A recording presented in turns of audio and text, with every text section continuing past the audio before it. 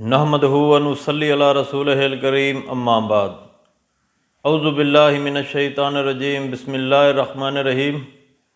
السلام علیکم ورحمۃ اللہ وبرکاتہ۔ امید کرتا ہوں آپ صحت اور ایمان کی اعلیٰ حالت میں ہوں گے۔ اللہ تبارک و تعالیٰ آپ کو اور آپ کے اہل خانہ کو ہمیشہ ہنستا مسکراتا رکھے۔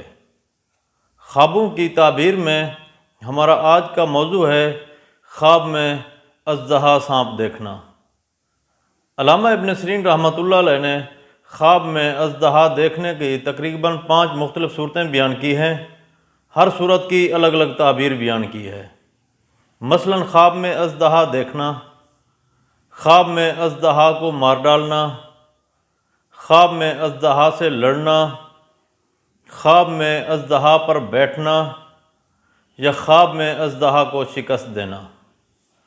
اگر آپ ان صورتوں کی تعبیر جاننا چاہتے ہیں یا ان سے ملتی جلتی کسی اور صورت کی تعبیر جاننا چاہتے ہیں تو اس ویڈیو کو آخر تک ضرور دیکھیں۔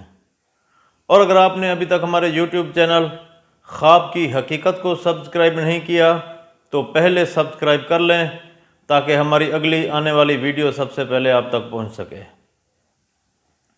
علامہ ابن سیرین رحمۃ اللہ علیہ نے فرمایا ہے کہ خواب میں اژدہا دیکھنا طاقتور اور بھاری دشمن پر دلیل ہے۔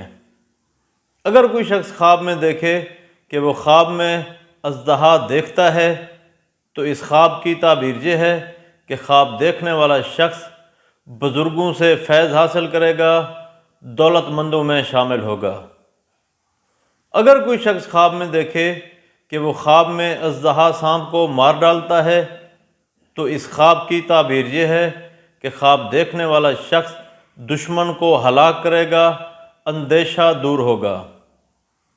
اگر کوئی شخص خواب میں دیکھے کہ وہ اژدہا سانپ کو شکست دیتا ہے تو اس خواب کی تعبیر یہ ہے کہ خواب دیکھنے والا شخص دشمن پر فتح حاصل کرے گا، دولت ہاتھ آئے گی، رنج اور غم دور ہوں گے۔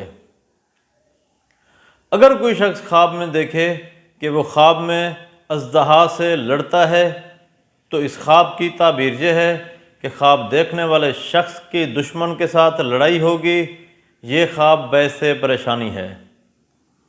اگر کوئی شخص خواب میں دیکھے کہ وہ اژدہا پر بیٹھتا ہے تو اس خواب کی تعبیر یہ ہے کہ خواب دیکھنے والے شخص کی دشمن کے ساتھ صلح ہوگی، رنج اور غم دور ہوں گے۔